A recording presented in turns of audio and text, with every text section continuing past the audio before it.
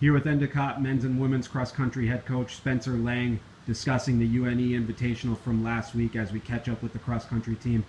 Coach, before we get into how the teams did, just talk about the course a little bit at UNE. UNE is a good course. It's a mix of a little bit of everything. Some parts are narrow, some parts are flat and dry, and then you got some rolling hills in there. I thought it was a great experience for a lot of the young runners just to be competitive in those races where it gets a little tight certain times during the race and you got to fight for your spots, which is exactly what they did.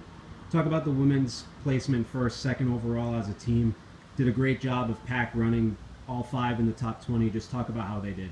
Yeah, I was very impressed with that. That's exactly how we've been training. The goal was just to run in packs because we knew it was going to be close finish between Gordon, Worcester State, and a couple other teams. So running tightly like that is very important, and they executed it perfectly. So very impressed. You just talk about the top 3 for the women, obviously being led by a freshman at this point, just kind of what they've been bringing to the team so far. Yeah, they all have great attitudes, really everyone on the team. It's a great dynamic this year, but the freshman leading the team is very encouraging, especially for the other freshmen just bringing them along. Abby and Sam and Maeve have finished in the first 2 races. They've been 3 of the top 4 or 5 freshmen in both races so far, so that's very encouraging going forward. Switch our focus to the men's side. Finished 3rd overall, led by Zach Marshall once again, but Austin Landry also doing well. Just talk about those 2 and then the team. Yeah, I mean, Zach, obviously, he's very fit right now. He's been running great and training hard. Austin, unfortunately, couldn't race the first week, but he had a great debut, especially at being an AK.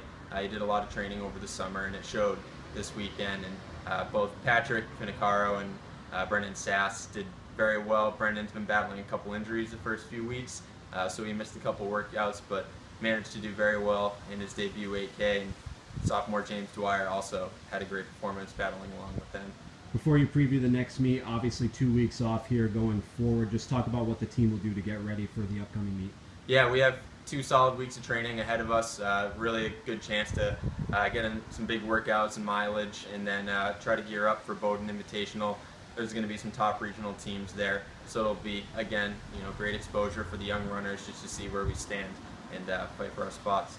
Do you want to just give us a thought on the strategy behind taking 2 weeks off after you race back-to-back weeks? Yeah, I think it's very important getting that extra recovery in between meets, especially at this point in the season. We're going to be working pretty hard the first several weeks of the season, and it's tough to race on top of that. So we're really using this to our advantage, having a little bit of a break this weekend coming up, and then after the next meet we have 2 weeks as well. So really going to try to use that. All right, thanks, and good luck in a few weeks. Thank you.